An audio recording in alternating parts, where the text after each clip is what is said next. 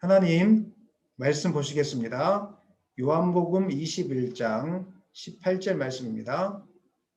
요한복음 21장 18절 말씀, 제가 가진 성경으로 신약 186쪽에 있습니다.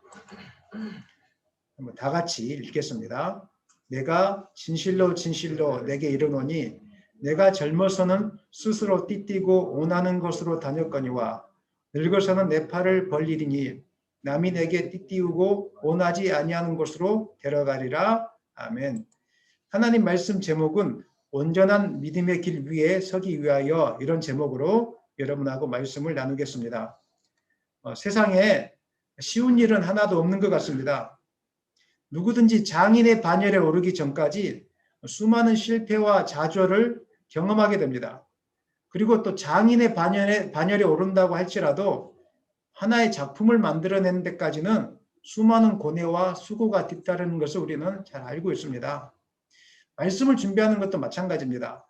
수많은 고뇌와 시간을 가지고 준비할 때 비로소 한 편의 말씀이 나오는데, 그 말씀을 준비하는 과정 속에서 종종 하나님이 이 말씀은 너에게 주신 말씀이야, 이 말씀은 오늘 은빛교회에 행하신 말씀이야, 이 말씀은 오늘 주일에 반드시 필요한 말씀이야, 이런 증거들을 주실 때가 있습니다. 이번 주도 말씀을 준비하면서 하나님께서 이 말씀은 꼭 지금 이 시기에 필요한 말씀이라는 증거를 저에게 경험케 하셨습니다. 어제 갑자기 생각하지도 않았던 분이 저희 교회를 찾아오셨는데, 이분이 10년 전에 다니던 회사를 그만두고 이제 사업을 시작했던 분이셨습니다. 사업을 하기 시작하면서 앞으로 책임져야 될 자녀들, 가정을 생각하니까 앞길이 막막했다고 이야기했습니다. 정말로 잠이 오지 않더랍니다. 마치 개척교회를 시작하는 것과 똑같았습니다. 그때 하나님께 기도하면서 밤을 지새우면서 한 걸음씩 한 걸음씩 나가면서 깨닫게 된 그 이야기들을 해주었는데, 오늘 본문의 내용과 거의 비슷합니다. 자기가 사업을 하면서 실패의 길을 갔던 경우를 한 두 가지 정도로 요약할 수 있다고 말씀해 주셨습니다. 첫 번째는 자신의 열정이 너무 지나쳐서 너무 앞서 나갈 때, 하나님보다 너무 앞서 나갈 때 자기가 실패했다, 이렇게 말씀했습니다. 언제 그러가 합니까? 아무 일도 되지 않았을 때, 아무것도 이루어지지 않았을 때 사실 조급한 마음이 생기거든요. 이걸 조금 어떻게 하면 되지 않을까? 내가 조금만 더 발로 뛰어다니면 되지 않을까? 조금 더 열심히 하면 되지 않을까? 내가 조금 부지런하지 못해서 그런 것인가? 이런 생각들이 마음속에 많이 찾아오거든요. 이럴 때 넘어지지 않아야 되는데, 또 이런 생각에 충만하다 보면 이렇게 또 부지런히 움직이는 그 순간에 넘어졌다고 이야기합니다. 그럴 때 조금 더 하나님의 뜻을 생각하고 기다렸으면 좋았을 걸, 그렇지 못했다고. 하지만 이걸 깨닫고 이제 그 이후로 무슨 일을 하려고 할 때 일이 안 될 때마다 무엇인가를 하려고 하는 게 아니라 잠시 멈춰서 하나님께 기도하고 또 하나님이 이루신 때가 있겠지라고 생각하면서 참고 인내하고 기다렸더니 자기가 생각하지 못했던 것을 하나님이 이루고 하시는 것을 경험했다라고 어제 저에게 와서 고백해 주셨습니다. 또 두 번째 실패했던 경우는 일이 잘 되어갈 때 이 정도면 되겠지라고, 이제 먹고 살만하니까 이 정도면 되겠지라고 안주했을 때 실패의 길을 갔다고 저에게 고백해 주셨습니다. 사업을 하다 보면 잘 될 때가 반드시 한 번쯤 온다고 이야기합니다. 그럴 때 이 정도면 먹고 살만하니까 그냥 그럭저럭 살면 되겠구나라고 생각했는데, 그때 하나님께서 너는 그렇게 살 사람이 아닌데 라고 하시면서 갑자기 생각하지도 못했던 어려움을 주셨다고 했습니다. 어려움을 통하여서 인생은 그럭저럭 먹고 사는 것이 목적이 아니라 순간순간 하나님의 뜻을 묵상하면서 하나님이 주신 비전을 붙잡고 나가는 것이 인생의 목적이라는 것을 깨달았다고 이야기했습니다. 그래서 이것을 깨닫고 나서는 먹고 살만하다고 그 자리에 안주하지 않고 하나님께 기도하면서 나는 이루지 못하는 비전이지만 하나님이 주신 비전이라면 한번 하겠습니다. 순종하겠습니다. 이런 일들을 하고 있는데, 그럴 때마다 자기가 생각하지 못했던 일들을 하나님이 계획하시고 이루시는 것을 보았다고 어제 말씀해 주셨습니다. 갑자기 찾아오셨는데, 어제 오신 그분이 그분의 믿음의 고백이 바로 오늘 제가 여러분에게 증거하려고 하는 말씀의 주제하고 너무 똑같아서 저는 어제 깜짝 놀랐습니다. 인생에서 누구든지 실패하는 과정을 겪게 됩니다. 그리고 그 과정을 통해서 깨닫지 못하고 반복된 실수의 사이클 속으로 들어간 사람들은 어리석은 인생이 되는 것이고, 실패 속에서 빨리 깨닫고 온전한 길로 돌아오는 인생은 지혜로운 인생이 되는 것입니다. 우리가 겪는 대부분의 아픔과 실패의 원인은 고통을 겪으면서도 하나님께로 돌아오지 않기 때문이고, 인생을 자신의 힘으로 살아보려고 하기 때문에 실패의 사이클 속에서 빠져나오지 못하는 것입니다. 하나님은 고난을 통해서 이 땅에 의지할 분은 하나님밖에 없다. 너의 인생을 살펴봐라. 내가 너희를 먹게 살게 해주는데 나를 의지해 보면 너 살 수 있다. 하나님 이렇게 말씀해 주십니다. 나를 의지하고 동행할 때 고난도 슬픔도 아픔도 이길 수 있다라고 수없이 반복적으로 우리에게 메시지를 보내주고 있습니다. 그런데 깨닫지도 못하고 돌아오지도 못하고 길을 닫고 고집을 피우고 제갈 길로 가기 때문에 인생이 실패의 나락에서 벗어나지 못하게 되는 것입니다. 오늘 말씀을 통해서 믿음의 방향이 무엇이 잘못되었는지 우리가 점검하기를 소망합니다. 열심히 믿는다고 해서 실패의 나락으로 떨어지지 않는 것은 아닙니다. 오히려 열심히 더 믿다가 실패의 나락으로 떨어지는 경우들이 많습니다. 그래서 열심히 믿는 것보다 중요한 것은 바로 믿는 것이 중요합니다. 오늘 말씀은 바로 그런 것이 주제입니다. 어떤 것이 온전한 믿음의 길 위에 서는 것인가? 어떻게 믿는 것이 하나님의 뜻 앞에 순종하는 것인가? 어떻게 믿는 것이 하나님과 동행하는 삶을 경험하고 하나님이 채워주시는 풍족한 그 길을 경험할 수 있는 것인가? 오늘 이 말씀을 여러분과 나누기를 원합니다. 오늘 본문은 예수님께서 시리에 빠져있는 베드로를 찾아와 손을 내밀어준 사건을 기록하고 있습니다. 이 사건 속에서 우리가 집중해야 될 부분은 주님이 원하시는 온전한 믿음의 방향입니다. 많은 분들이 처음에 은혜를 받고 예수님을 믿고 나면 교회에서 열심히 사역하려고 합니다. 성경 공부도 열심히 참석하고 기도회도 열심히 참석하고 그리고 봉사할 수 있는 길이 있다면 무엇이든지 하려고 애를 쓰고 열심히 다니는데 그렇게 하다가 몇 개월 가지 못해서 상처받고 지치고 쓰러지는 경우를 저는 많이 보았습니다. 교회에서 다 열심히 봉사하고 헌신하면 할수록 상처를 많이 받고 넘어지는데 또 뿐만 아니라 전도의 사명, 선교의 사명 이런 일들을 열정으로 감당하다가 교회에서 갈등의 여세로 자리 잡게 되는 경우를 저도 많이 보았습니다. 왜 그럴까? 하나님 앞에 헌신하는데 하나님 앞에 열심히 봉사하는데 선교하는데 전도하는데 왜 자꾸 이런 모습을 나타나게 되는 걸까? 물론 사탄의 방해가 존재할 수 있습니다. 하지만 저는 오늘 사탄의 방해는 둘째치고라도 우리가 지혜가 없어서 온전한 믿음의 길을 위해 서지 못해서 그런 경우들이 많다는 것을 여러분에게 말씀드리고 싶습니다. 하나님을 믿고 따르는 것이 무엇인지 이해하지 못하고 깨닫지 못하고 자기의 열정으로 하나님을 믿으려고 할 때 자기의 열정으로 하나님의 길을 가려고 할 때 누구든지 당할 수 있는 위험의 길이라는 것입니다. 그래서 주님은 베드로가 그랬습니다.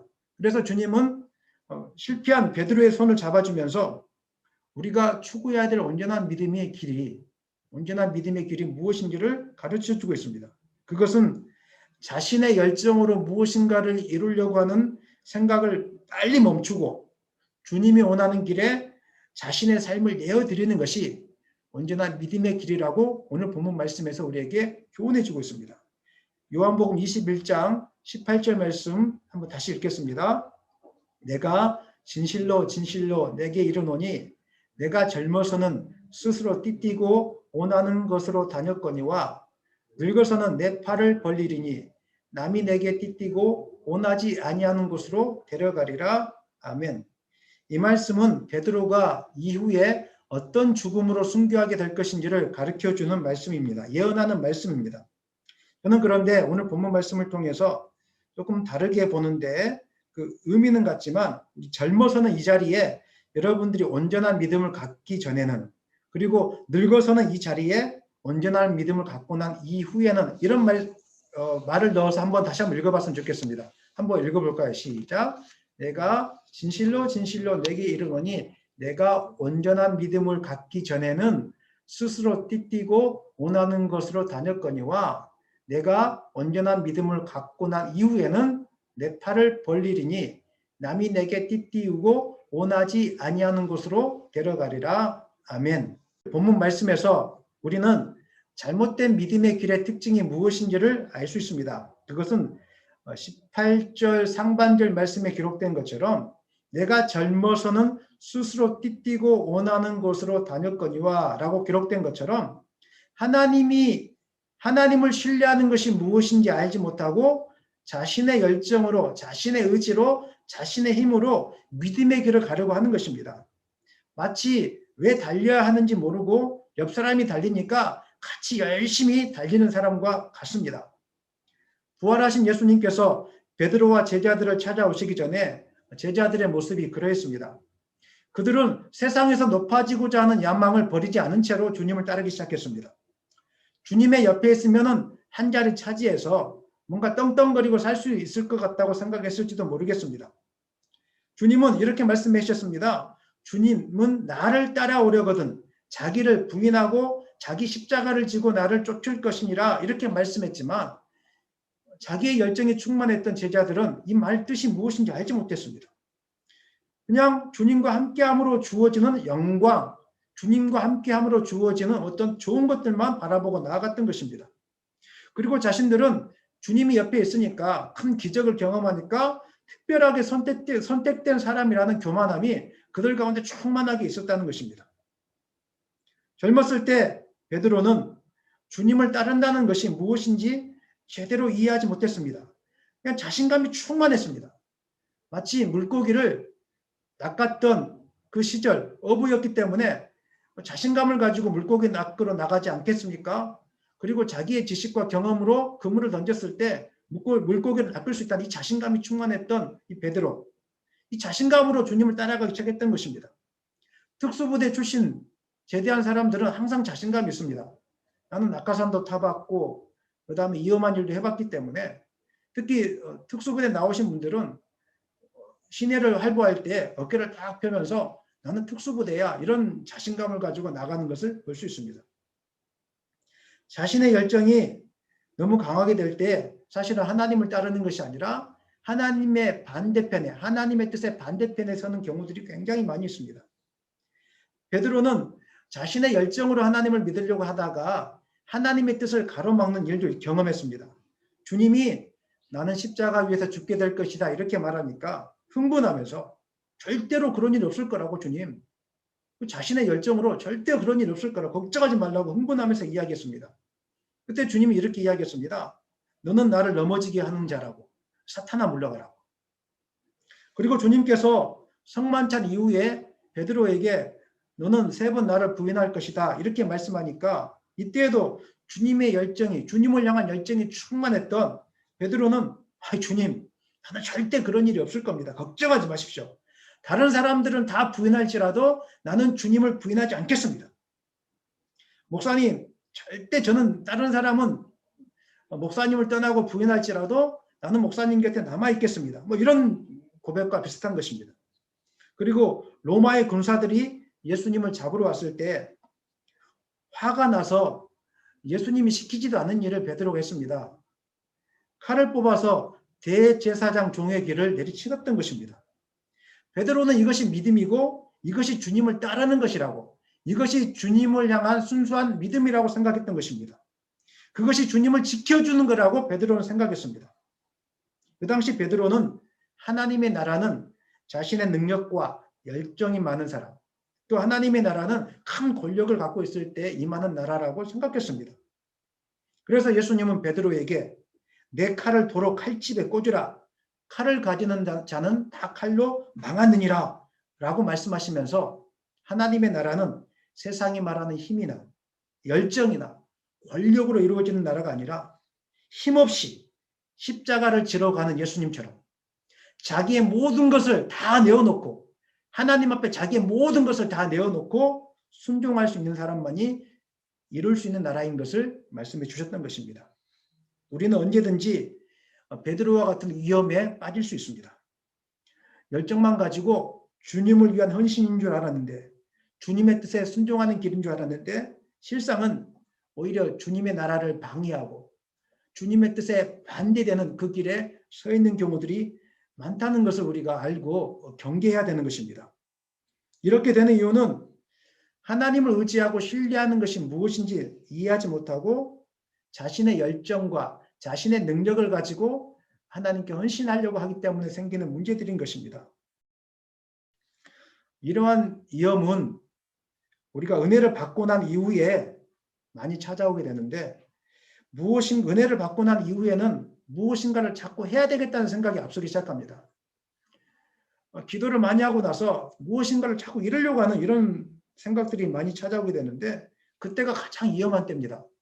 사실은 은혜를 받고 난 다음에, 하나님의 기도 응답을 받고 난 다음에는 무엇인가를 하려고 해서는 안 되고 다 겸손히 주님 앞에 엎드려서 하나님이 원하시는 뜻이 무엇인지 다 깊이 묵상하는 시간들을 가져야 되는 것입니다. 인생의 힘을 빼는 시간을 가져야 되는데, 은혜 받았다고 인생의 힘이 충만하다고 이제 힘을 빼지 못하고 바로 나가는 그 순간에 상처는 이미 예비되어 있는 것입니다. 이러한 위험은 이제 갓 예수님을 믿기 시작한 초신자들에게도 임하지만, 어느 정도 주님을 안다고 믿고 따른다는 중직자들에게도 임합니다. 뿐만 아니라 정말로 영적으로 충만한 목회자들, 또 장로님, 권사님, 집사님들에게도 언제든지 닥쳐올 수 있는 위험이라는 것을 여러분 기억하셔야 됩니다. 그러므로 항상 깨어 있어서 욕심이나 욕망이, 우리의 열정이 주님의 뜻보다 앞서지 않을 수 있도록 우리는 항상 경계하고 주의하면서 살아야 되는 것입니다. 베드로가 주님의 뜻을 온전히 이해하지 못하고 주님을 믿고 따른다는 것이 무엇인지 깨닫지 못하고 자신의 열정과 의지를 가지고 따랐던 결과가 무엇입니까? 그것은 주님을 끝까지 믿고 따라간 것이 아니라 십자가 길 앞에서 주님을 버리고 도망갔습니다. 그리고 달기 울기 전에 3번이나 주님을 부인하는 자리에 서게 된 것입니다. 자기는 그렇게 될 거라고 생각하지 않았을 것입니다. 내가 열정적으로 주님을 고백했기 때문에 자기는, 다른 사람들은 몰라도 자신은 그런 자리에 서게 되지 않을 거라고 생각했을 것입니다. 그런데 베드로는 그 자리에 서게 되었습니다. 베드로의 참담한 실패는 하나님의 뜻을 온전히 이해하지 못하고 하나님을 온전히 신뢰하지 않으면서 열정만 가지고 따라갔을 때 오는 결과를 보여주고 있는 것입니다. 그러므로 사랑하는 여러분, 예수님을 믿고 은혜 받은 것으로 우리가 믿음 생활이 끝났다라고 생각해서는 안 됩니다. 우리가 은혜를 받았으면, 예수님을 믿었으면 예수님을 믿고 따르는 것이 어떤 길인지를 부지런히 배워야 됩니다. 배우지 않고 그냥 기도만 한다고 은혜만 받으려고 하는 거 너무 위험한 길에 빠질 수 있습니다. 무엇인지 모르고 열심히 내는 것은 정말 위험한 길인 것입니다. 제가 목회 활동을 하면서 마음이 답답하고 아픈 경우들이 있습니다. 그런데 말을 못 해줍니다. 언제이냐면은 이렇게 열정만 충만한 영적인 지도자 밑에 있으면서 아래에 갇혀서 분별력을 잃어버린 성도들을 만날 때 참 마음이 안타깝고 괴롭습니다. 문제는 그 영적인 지도자도 자신에게 나타난 조그만 은사 하나 때문에 자기가 하는 일이 하나님의 뜻이라고 착각하는 경우들이 많습니다. 무슨 조그마한 은혜가 나타나고 은사가 나타나면 본인 자신이 하는 일, 결정하는 일이나 말하는 일이 다 하나님의 뜻이라고 너무 쉽게 이야기하고, 또 그렇게 이야기하는 목회자들이나 영적인 지도자들은 성도들이 볼 때 참 멋있어 보이기도 하고 뭔가 권위가 있어 보이기도 하기 때문에 너무 그 말들을 쉽게 순종하는 것을 볼 때 좀 속이 상합니다, 솔직히. 그 목회자들이 하는 말이 육신적인 말이고 영적인 말이 아님에도 불구하고 말씀에 대한 지혜가 없기 때문에 다 넘어가는 것입니다. 그분들을 따르는 분들 중에는 그분들을 떠나면 마치 하나님의 저주를 받을 것처럼 생각되어지고, 그래서 그분에게 순종하면 하나님의 축복을 받을 것처럼 생각되어져서 그분에게서 떠나오지 못하면서 그분이 하는 말이 옳고 다른 목사님들 하는 말을 틀렸다고 이야기하면서 이렇게 서로 분리하는 모습을 바라볼 때, 기가 닫혀져 있는 것을 바라볼 때 정말 마음이 아프기도 합니다. 이 모든 일은 하나님에 대한 순종을 잘못 이해하고 있기 때문에 생긴 일들입니다. 예수님을 믿는다는 것이 무엇입니까? 예수님 인생의 주인을 바꾸는 것입니다. 사람에게 순종하는 것이 아니라 예수님께 순종하는 것이고, 내 모든 인생의 첫 번째 자리에 예수님을 올려놓는 것이 바로 진정으로 예수님을 믿는 삶입니다. 그리고 내가 원하는 길을 가는 것이 아니라, 내 욕심을 따라가는 것이 아니라 세상의 욕심, 육신의 정욕을 다 내려놓고 예수님께서 말씀하셨던 하늘나라의 가치를 가지고 하늘나라 가치를 위해서 헌신하는 것이 진짜로 믿음의 길 위에 서는 것이고 하나님을 따르는 길입니다. 그런데 거짓 교사들은 주님이 아닌 자기 자신에게 순종하도록 가리킵니다. 그리고 우리 안에 있는 타락한 욕망을 자극하면서 주님을 잘 믿으면 부자가 될 것이고, 주님을 잘 믿으면 아파트를 사게 될 것이고, 주님을 잘 믿으면 회사에 취직하게 될 것이고, 주님을 잘 믿으면 자녀들이 공부하게 될 것이고, 주님을 잘 믿으면 결혼하게 될 것이고, 마치 대통령 선거에 나왔던 누구의 말 같지 않습니까? 그리고 성도들에게 하나님이 주셨다고 비전이라고 이야기하면서 헌금을 강요하고, 그리고 분에 지나치도록 집이 무너지고 망가지고 빚을 내서라도 헌금하라고 강요하면서 그것이 마치 멋진 삶이라고 강요하는 분들을 볼 때, 물론 헌금은 자원하는 마음으로 많이 하는 것이 하나님의 뜻은 맞습니다. 하지만 어떤 특정한 사람의 비전을 위해서, 특정한 사람의 욕심을 위해서 집에 빚을 내서 헌금을 하는 것은 하나님의 뜻이 아닙니다. 하나님의 뜻이 아닌 것을 뜻이라고 강요하면서 이 하는 것은 영적인 교만일 뿐만 아니라 잘못된 길로 우리를 인도하는 것입니다. 세상의 복을 받기 위해서 하나님 앞에 순종하라고 하는 거, 이건 잘못된 것입니다. 말씀에 그렇게 기록되어 있지 않습니다. 가장 위험한 것은 예언이라는 이름으로 주님을 모시고 순종하는 삶에 대해서 왜곡시키는 것입니다. 주님의 말씀에 순종한다는 것은 기록된 말씀 안에서 순종하는 것이지, 기록된 말씀의 범위를 넘어서서 순종하는 것을 바라고 있지는 않습니다. 그런데 그런 분들은 기록된 말씀보다 깨달은 말씀을 더 소중하게 여기고 중요하게 여깁니다. 그래서 자신이 깨달은 생각들, 기도하다가 얻은 생각들, 자신이 성경을 묵상하다가 깨달은 생각들, 이것들을 가지고 하나님이 주신 비전이라고 너무 쉽게 이야기하면서 순종해야 된다고 이렇게 이야기하는데, 차마 제가 말할 수 없을 정도로 너무 서글프고 아픈 일들입니다. 이런 분들에게 종속되는 것이 너무 쉽습니다. 왜냐하면 그분들이 하나님과 직통계시로 연결되어 있는 것처럼 보여지기 때문에 그렇습니다. 실상은 그분들도 하나님과 떨어져 있다는 것을 모르는 분들입니다. 자기도 속아 넘어가고 있는데, 속아 넘어가고 있다는 것을 성도들에게 말하지 못하고 있을 뿐입니다. 자기도 약하고 자기도 거짓인지 아닌지 모르면서 이야기하고 있는데 그 이야기를 못합니다. 왜? 그 이야기를 하는 순간 권위가 떨어지기 때문에.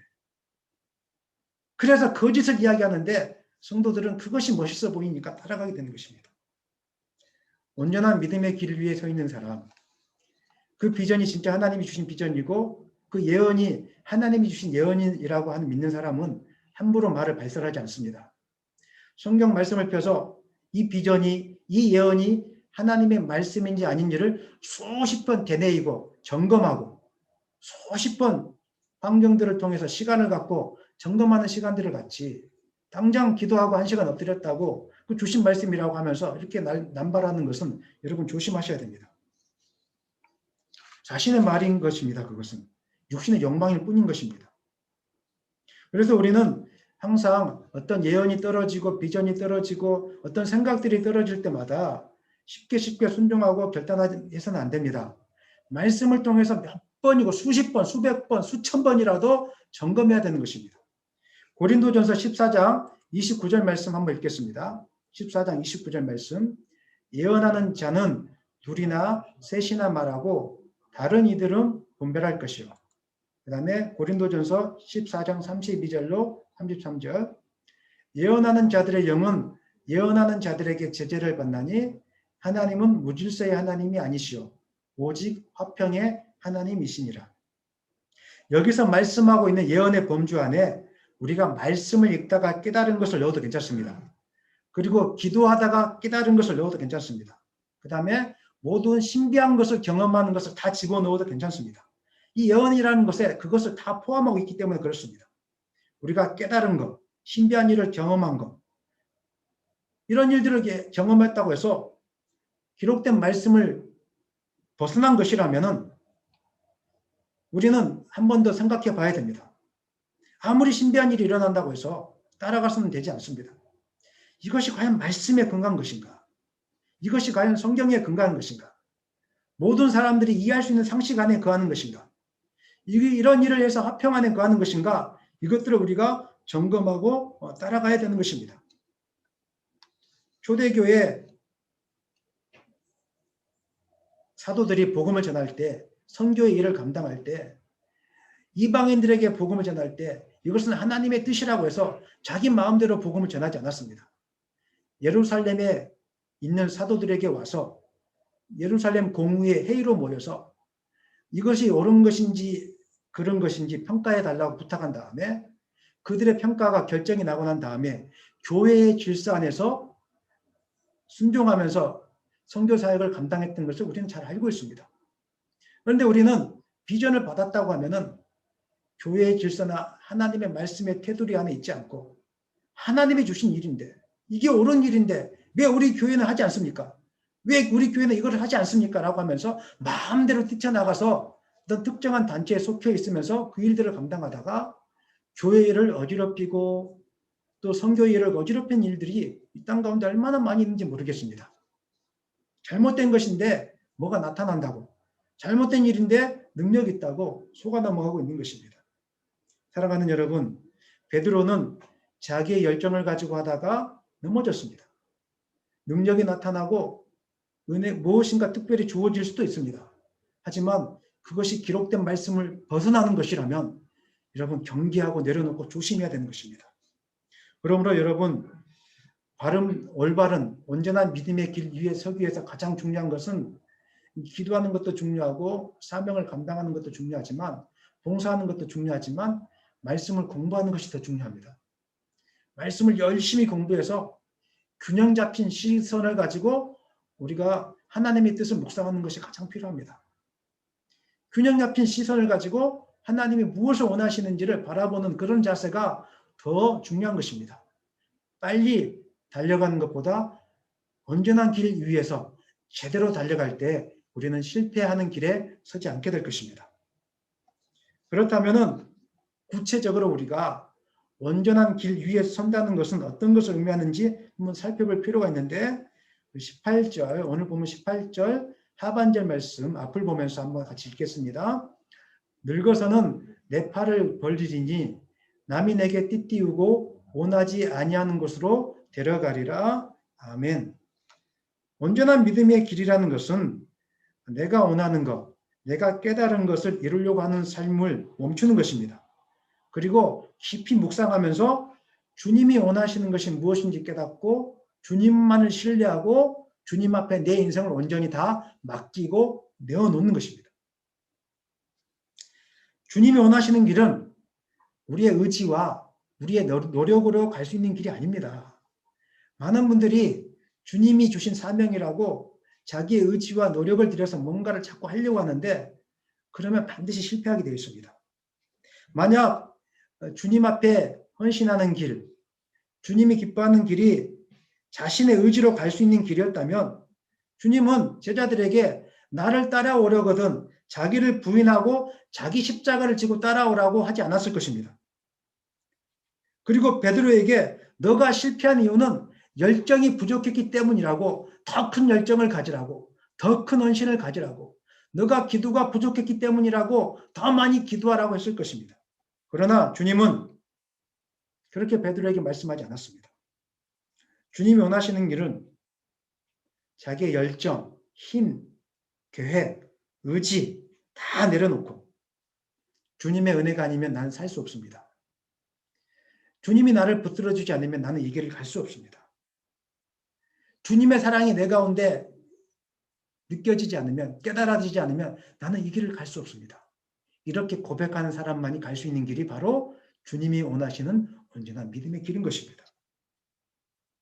믿음의 길 위에서 우리가 때로는 겉으로 보이기에 의지도 강하고 뭔가 능력도 충만하고 은사도 충만한 사람이 끝까지 주님의 길을 갈 수 있을 거라고 우리는 많이 생각합니다. 그래서 의지가 충만한 사람, 강한 사람을 볼 때 우리는 좀 부러운 마음이 있기도 합니다. 사실 저도 사실 그런 마음이 들 때도 있습니다. 그런데 인생을 살고 인생의 결론 부분에 가다 보면은 열정이 강하고 받은 은사가 많고 할 수 있는 실력이 충만한 사람은 주님의 길을 끝까지 안수하지 못하고 마지막에 하나님을 원망하고 좌절하고 실패하고 낭망하고 넘어지는 것을 저는 많이 보고 있습니다. 그런데 반대로 우리가 생각할 때 아무 능력이 없어 보이고 연약해 보이고 가진 것이 없어 보이고 과연 저분이 개척하겠는가? 이런 분들. 하지만 그분이 남몰래 눈물을 흘리면서 하나님, 다른 분들은 실력이 많은데 나는 실력이 하나도 없습니다. 다른 분들은 가지고 있는 것이 많은데 나는 가지고 있는 것이 아무것도 없습니다. 주님, 어떻게 교회를 이루어가야 되겠습니까? 주님, 어떻게 제가 자녀를 키울 수 있겠습니까? 저는 학벌도 좋지 않은데, 저는 배움도 부족한데, 주님, 제 직장도 변변치 않은데 어떻게 할 수 있겠습니까? 이렇게 고백하는 사람이 쓰러질 것 같지만 이렇게 고백하면서 그래서 나는 주님밖에 없습니다. 날마다 주님 나를 도와주세요 라고 의지하는 사람이 믿음의 길을 가지 못할 것 같지만 결론 부분에 가면은 이분이 주님을 부인하지 않고 끝까지 주님 앞에 서 있는 것을 성경이 가르쳐주고 있고 제 인생의 경험을 통해서 우리는 보게 되어지는 것입니다. 시편 34편 10절 말씀 한번 읽어보겠습니다. 젊은 사자는 궁핍하여 줄일지라도 여호와를 찾는 자는 모든 좋은 것에 부족함이 없으리로다. 젊은 사자가 어떤 사자입니까? 능력이 많은 사자. 스스로 뭔가를 다 이룰 수 있을 것 같은 사자. 그 사람만 쫓아가면 내 인생이 펴질 것 같은 사자. 그 목사님만 쫓아가면 뭔가 큰 비전을 이룰 것 같은 거. 이런 사자를 쫓아가면 궁핍하여 줄이게 되어 있습니다. 뭔가 쫓아가는데 마음에 허기만 가득하고 뭔가 쫓아가는데 인생에 남아있는 것이 하나도 없게 됩니다. 하지만 여호와를 찾는 자, 실력이 없어서 주님만을 쫓아가는 목회자, 능력이 없어서 주님 앞에 의지하는 목회자, 이런 분을 쫓아가는 것, 이런 분을 따라가는 것, 아니면 또 그런 사람은 모든 것에 부족함 없이 채워주시는 하나님을 경험하게 되는 것입니다. 사랑하는 여러분, 여러분은 무엇을 가지고 주님을 쫓아가고 있습니까? 베드로는 젊었을 때 자신의 의지와 힘이 충만했을 때 이 사실을 깨닫지 못했습니다. 그래서 자신의 힘과 지혜로 자신이 가지고 있는 열정으로 무엇이든지 다 하려고 했습니다. 그러다가 주님을 부인했고 주님을 따라가는 데 실패했습니다. 하지만 주님께서 찾아오셔서 오늘 본문을 통해서 만나주신 사건 이후에 진짜로 하나님을 믿는 것이 무엇인지 깨닫고 이제는 자신의 열정을 의지하지 않고 다 내려놓고 하나님께 내어놓았더니 마지막에 순교자의 길을 갈 수 있는 반열에 서게 되었던 것입니다. 우리가 무엇인가 가졌다고 생각할 때, 무엇인가 이루었다고 생각할 때, 무슨 일이든지 잘 되어진다고 생각할 때, 다시 말해서 우리 안에 힘이 있다고 생각할 때, 내가 젊은 사자와 같다고 생각할 때, 그럴 때 우리는 더 조심해야 됩니다. 왜냐하면 그때는 주님의 뜻보다 내 생각이 많이 앞설 때이기 때문에 그렇습니다. 무엇인가 빨리 이루고 싶은 마음이 들수록 이렇게 하면 되겠지라는 생각이 들수록 우리는 그 생각을 잠시 멈추고 더 겸손히 주님 앞에 엎드려야 되는 것입니다. 사업의 문제도 자녀를 키우는 문제도 건강의 문제도 내 방식대로 할 수 있을 것 같다. 그때 여러분 젊은 사자입니다. 궁핍하여 줄이게 되어 있습니다. 그때 다 내려놓고 하나님 오늘 하루도 나는 제대로 주님이 아니면 살 수 없는 약한 사람입니다. 주님이 붙들어지지 않으면 오늘 하루를 살 수가 없습니다. 주님 나의 길을 인도하여 주십시오. 주님 나의 손을 붙잡아 주십시오. 그럴 때 우리의 손을 붙들고 인도하시는 하나님의 능력을 경험하게 될 것입니다. 우리가 의지와 열정만으로 주님을 섬기려 가다가 실패의 자리에서 있어서 괴로워하고 있을 때 비로소 그때 주님은 우리에게 다가오십니다. 그리고 우리에게 손을 잡아주시고 주님을 의지하는 것이 무엇인지, 주님을 따라가는 것이 무엇인지를 깨닫게 해주십니다. 베드로가 실패 속에서 괴로워하면서 물고기를 낚고 있을 때 주님은, 부활하신 주님은 베드로를 찾아오셔서 손 내밀어 잡아주시고 베드로에게 3번이나 네가 나를 사랑하느냐 이렇게 물어보셨습니다. 왜 주님은 베드로에게 네가 나를 사랑하느냐 이렇게 3번이나 물어보셨을까요? 그것은 그 안에 깊이 있는 의미가 있는 것입니다. 다른 의미가 있지 않습니다. 베드로도 아마 잘 알고 있었을 것입니다. 베드로야, 사명의 길은 네 힘으로 갈 수 있는 길이 아니란다. 너의 열정이나 능력으로 갈 수 있는 길이 아니란다. 주님만을 사랑하고 주님만을 의지하는 사람만이 갈 수 있는 길이란다. 이것을 스스로 깨닫게 하기 위해서 베드로에게 너 열정 있니? 너 아직도 헌신할 수 있는 마음이 있니? 이렇게 물어보지 않았습니다. 네가 나를 사랑하니? 네가 나를 사랑하니? 그러면 그것으로 충분해. 이것을 베드로에게 가르쳐주고 싶었던 것입니다. 그리고 3번째, 예수님께서 베드로에게 네가 나를 사랑하느냐 이렇게 물었을 때 베드로가 근심하면서 조심스럽게 네 주님, 내가 주님을 사랑하는 줄 주께서 아시나이다 이렇게 고백했습니다. 베드로가 근심하면서 대답했던 이유는 이제 자신의 의지로 주님을 따라갈 수 없었다는 것을 분명하게 알았던 것입니다. 그래서 자신의 의지로 따라가다가 실패하는 것을 알고 나서 이제는 네가 나를 사랑하느냐 이 말에 쉽게 대답하지 못했던 것입니다. 예전 같았으면 이렇게 대답했을 것입니다. 네가 나를 사랑하느냐 이렇게 물었을 때 주님, 제가 주님을 사랑하는 줄 주님이 아시지 않습니까? 다른 제자들은 주님을 부인할지라도 나는 주님을 부인하지 않는다니까요. 주님 걱정하지 마십시오. 저를 한번 보십시오. 제가 이렇게 하루에 3시간씩 기도를 하고 제가 헌금을 얼마나 많이 하는지 모릅니다. 주님, 제가 교회 일에 충성된 일꾼입니다. 저는 주님 부인하지 않습니다.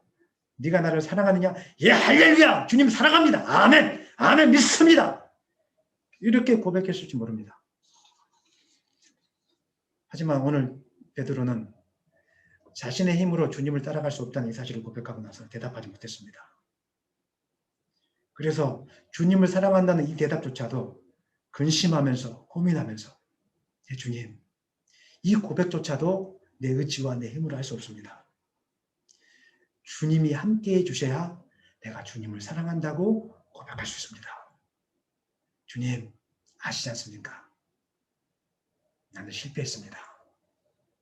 하지만 이제는 온전한 길이 무엇인지 깨달았습니다. 주님이 나를 붙잡아 주실 때 나는 진짜로 사랑할 수 있다고 고백할 수 있습니다. 여러분 이 사실을 고백하십니까? 아멘. 믿으십니까? 아멘. 물론 베드로가 주님을 따라간다고 했던 것은 진심이었을 것입니다. 우리는 진심으로 주님을 따라간다고 고백할 수 있습니다. 그것만으로는 주님의 길을 따라갈 수 없습니다. 진심 어린 고백과 더불어서 우리가 주님 앞에 겸손한 마음이 필요합니다. 주님이 붙잡아 주시지 않으면 나는 이 길을 갈 수가 없습니다. 나의 의지와 나의 힘으로 사명의 길을 갈 수 있다고 고백할 수가 없습니다. 이 겸손함이 있을 때 우리가 온전한 믿음의 길에 서게 될 것입니다. 말씀을 마무리하겠습니다. 사랑하는 여러분, 하나님 앞에서 우리의 열정과 헌신과 진심 어린 고백은 반드시 필요합니다. 그러나 그것만으로 주님이 기뻐하시는 온전한 길 위에 우리가 설 수 없다는 것도 여러분 아셔야 됩니다. 온전한 믿음의 길 위에 서기 위해서는 말씀에 대한 바른 지식이 반드시 필요합니다. 그리고 말씀 안에서 우리가 순종하는 것이 필요합니다.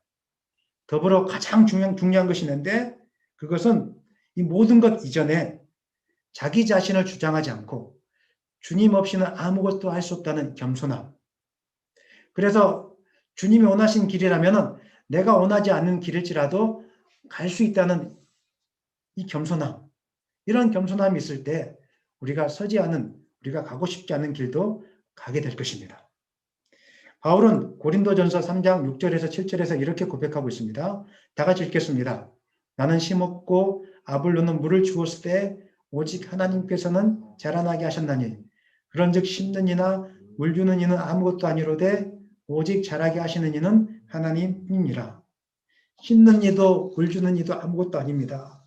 모든 것을 이루는 분은 주님이십니다. 이렇게 고백할 수 있는 것이 진짜로 겸손한 사람입니다.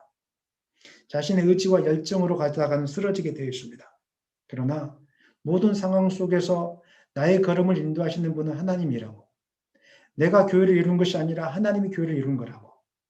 내가 내 인생을 사는 것이 아니라 하나님이 세우신 것이라고.